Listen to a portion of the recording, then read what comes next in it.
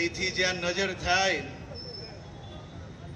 ત્યાં ચારેય તરફ ભગવો લહેરાય છે. હું અમદાવાદના રસ્તેથી જ આવતો હતો. અહીંયા પહેલી કાર્યાલય પહોંચતા પહોંચતા મેં જોયું ઝાડુ સુપડા સાફ થઈ ગયા છે. કાર્યાલય ખાલી ખમ પડ્યા છે. પંજાની પરિસ્થિતિ આપણી સામે જ પડી છે. રાહુલ ગાંધીના નેતૃત્વમાં દેશમાં કોંગ્રેસે હમણાં સુધી 99 થી વધારે રાજ્યોની ચૂંટણીઓ હારી ચૂક્યા છે. અને ખડગેજીએ હમણાં જ ફરી કોઈ બીજા રાજ્યની ચૂંટણી આવી અને બીજા રાજ્યની ચૂંટણીમાં ફાયદો લેવા માટે ગુજરાત અને ગુજરાતના નાગરિકોને ગાળો બોલવાનું ફરી ચાલુ કર્યું. મારે આજે અમદાવાદની આ ધરતી પરથી ગુજરાત કોંગ્રેસના એ નેતાઓને પૂછવું છે, આ ખડગેજી હોય, રાહુલ ગાંધી હોય કે તમારા કોંગ્રેસી અનેક નેતાઓ હોય, દેશમાં અલગ અલગ રાજ્યની ચૂંટણીઓ દરમિયાન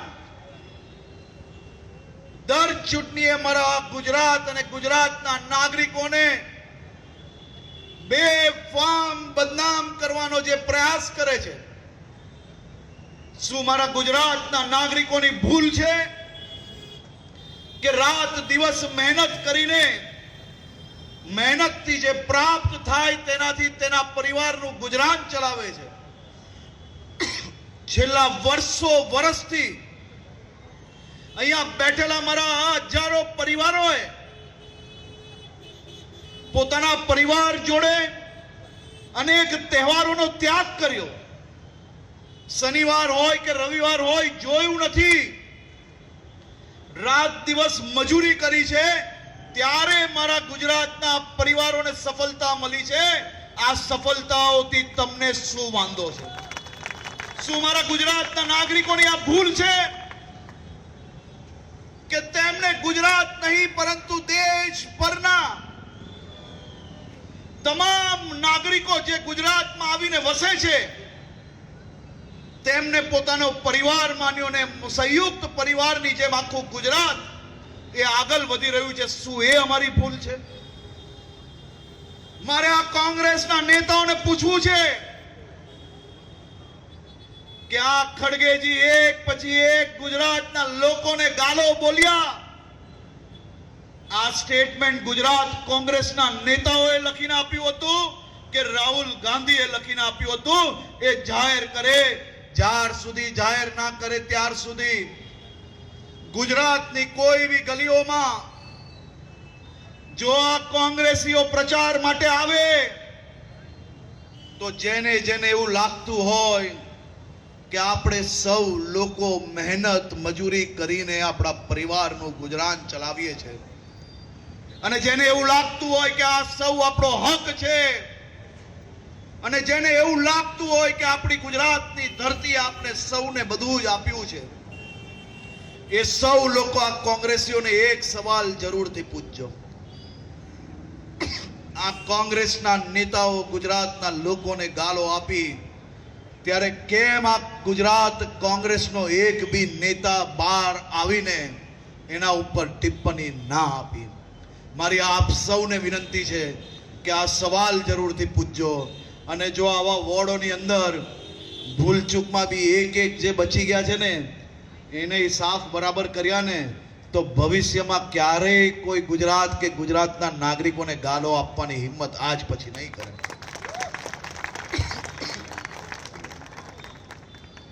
અહીંયા બેઠેલા મારા વડીલોને પૂછવા માંગુ છું,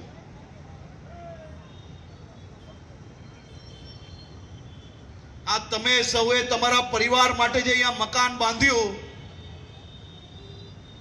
એ ગામની ઝાકુબી કરીને બાંધ્યું છે કે પોતાની મહેનતનું બાંધ્યું છે? જરા જોરથી બોલો, આ લોકોને સંભળાશે નહીં.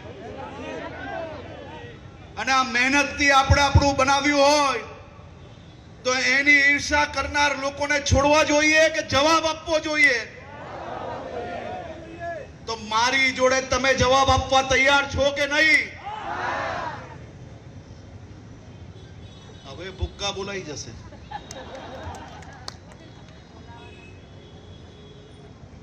કારણ કે જવાબ મજબૂત હોવો જરૂરી છે. ગુજરાત અને ગુજરાતીપણું, ગુજરાતની અસ્મિતા, એની જોડે કોઈ બી ભોગે, કોઈ બી રીતે એમાં કોઈ પ્રકારનું ચલાવી લેવાનું આવતું નથી.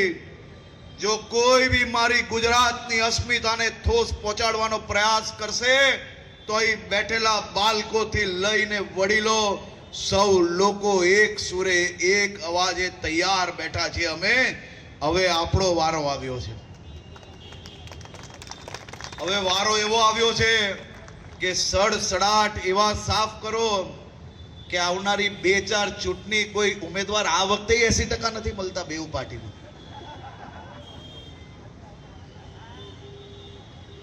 આવતી વખતે નામ જ ના લેવું કરી લો. આમાં કેટલા લોકો એવા છે કે જેને 30 વર્ષ પહેલાનું અમદાવાદ જોયું છે? જરા હાથ ઊંચો કરજો ને.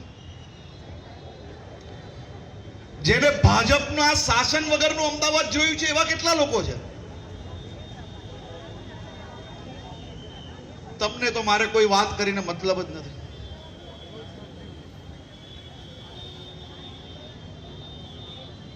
અહીંયા બેઠેલા આટલી મોટી સંખ્યામાં લોકોએ કોંગ્રેસનું શાસન જોયું હોય એને તો બિલકુલ કોઈ વાત કહેવાનો જરૂરત જ નથી. કારણ કે તમે સૌ લોકોએ જોયું છે કે કોંગ્રેસના શાસનમાં આપણા અમદાવાદની ને ગુજરાતની શું હાલત હતી. રાત્રે અંધારું થયા પછી કોઈ દીકરીઓને બહાર મોકલી શકતા હતા? કાકા જરા જોરથી કહો. અને હવે ભારતીય જનતા પાર્ટીના શાસનમાં નવરાત્રી આ વર્ષે કેટલા વાગ્યા સુધી રમી?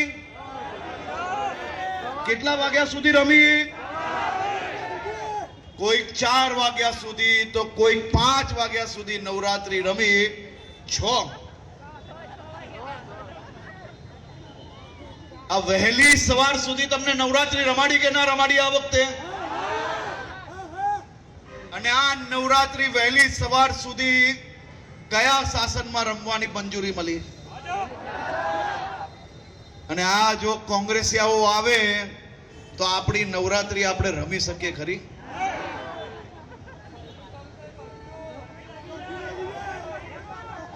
નવરાત્રીના સમયે અને રથયાત્રાના સમયે હું પાક્કું કહું કે એમની પાસે કર્ફ્યુ સિવાયનો રસ્તો જ ના હોય. આ આપણા ભૂપેન્દ્રભાઈ પટેલની સરકાર દ્વારા વહેલી સવારે 6 વાગ્યા સુધી માં અંબાની આરાધના જોડે માં અંબાના ગરબા તમે ઘૂમી શકો છો. એ આખી રાત ગરબા રમ્યા પછી જ્યારે ઘરે પાછા આવો ત્યારે હજારો લાખો લારી નાની દુકાનો વાળાનો વેપાર ચાલતા તમે તમારા નજરે જોયું છે. આજ અમદાવાદ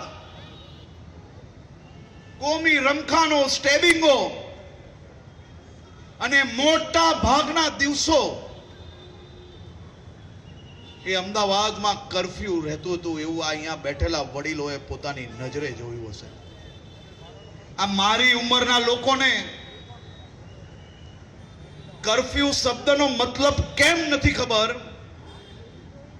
કારણ કે અમે બધા જ લોકો સમજતા થયા ત્યારથી મોદી શાસન અમે જોયું છે અને અમે સુશાસન જોયું છે. તેના કારણે અમને કર્ફ્યુ, દંગા, આ પ્રકારની પરિસ્થિતિઓ ક્યારે નજરે નથી જોઈ. પણ મારા વડીલોએ આગળ આવવું જોઈએ અને મારી ઉંમરના સૌ નોજવાનોને સાચી હકીકતો કહેવી જોઈએ. આજના દિવસે હજારો કિલોમીટરો જે રસ્તા બને છે એમાં કદાચ એક ખૂણામાં એક ખાડો દેખાશે ને તો આ ઝાડુવાલા જઈને ત્યાં ફોટા પડાવશે અને જોરથી કૂદશે કે મોકા આયા. પણ તમે સૌ વડીલોને ખબર છે કે આ કોંગ્રેસિયાઓના રાજમાં ખાડા તો દૂરની વાત, કોઈ દિવસ રસ્તા બનાવ્યા હોય તો ખાડા પડે ને. એવી પરિસ્થિતિ આપ સૌએ અહીંયા જોઈ છે. આમાંથી કેટલા વડીલો એવા છે કે જેને પોતાનું ઘર બનાવ્યું છે? જરા હાથ ઊંચા કરો એટલે ખબર પડે. જે પોતાના ઘરમાં રહેતા હોય ને પોતે બનાવ્યું હોય, બાજુવાળાએ બનાવેલા નહીં ઊભા કરે. આ જે વડીલોએ પોતાનું ઘર બનાવ્યું છે, શું ઘરમાં ક્યારેય નળ નથી બદલવો પડ્યો બનાવ્યા પછી? ક્યારે લાઈટ નથી બગડી જીવનમાં? ક્યારે કલર કરાવવો પડ્યો કે નહીં? જરા હા કે ના કેવો.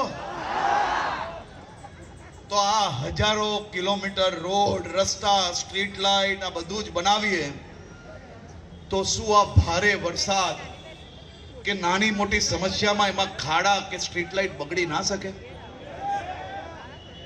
પરંતુ એ બગડી જાય પછી જો તમે ભારતીય જનતા પાર્ટીના કોઈ આગેવાનોને કે કાર્યકર્તાને ફોન કર્યો હોય ને ના સાંભળે તો પાક્કું ખોટું કહેવાય. પણ તકલીફ પડતાની સાથે મારો કમલવાલો કાર્યકર્તા ત્યાં આવીને કામે લાગી જાય ને એનાથી વિશેષ સેવા સાહેબ કોઈ હોય જ ના શકે. આજે આપણે સૌએ નક્કી કરવાનું છે કે ભવિષ્યનું અમદાવાદ હજી વધુ મજબૂત બને તે માટે ગુજરાતના મુખ્યમંત્રી શ્રી ભૂપેન્દ્રભાઈ પટેલના આગેવાનીમાં આ રાજ્ય સરકાર જે કામ કરી રહી છે તેના પગ ખેંચવા વાળા એક લોકોના ખૂણે ખૂણે હિસાબ કરવા તમે તૈયાર છો કે નહીં? જે તૈયાર હોય બે હાથ ઊંચા કરે. આ ગુજરાતના વિરોધીઓનો હિસાબ કરશો કે નહીં કરશો? એકનો કરશો કે નહીં? પાક્કો. આ બેઉ પાર્ટીઓમાંથી કોઈને ક્યાંય મતદાતાઓ તો છોડો, ચારેય દિશાથી અંદાજો આવી ગયો છે, ઉમેદવારો નથી મળતા એવી પરિસ્થિતિ આવી ગઈ છે. અને જે ઉમેદવારો મળ્યા છે પહેલા દિવસે ફોર્મ ભરીને લોકોની વચ્ચે જ્યારે ગયા તેમને અંદાજો આવી ગયો કે આપણા નેતાઓએ ઉપર એટલું પાપ કર્યું છે કે અહીંયા નીચે પંજા કે ઝાડુની કોઈ જગ્યા નથી. કમલ કમલ કમલ ચાલે છે. કાલે 300 થી વધારે સીટો ભારતીય જનતા પાર્ટી બિનહરીફ થઈ ગઈ છે. આપ સૌને હું અભિનંદન આપું છું.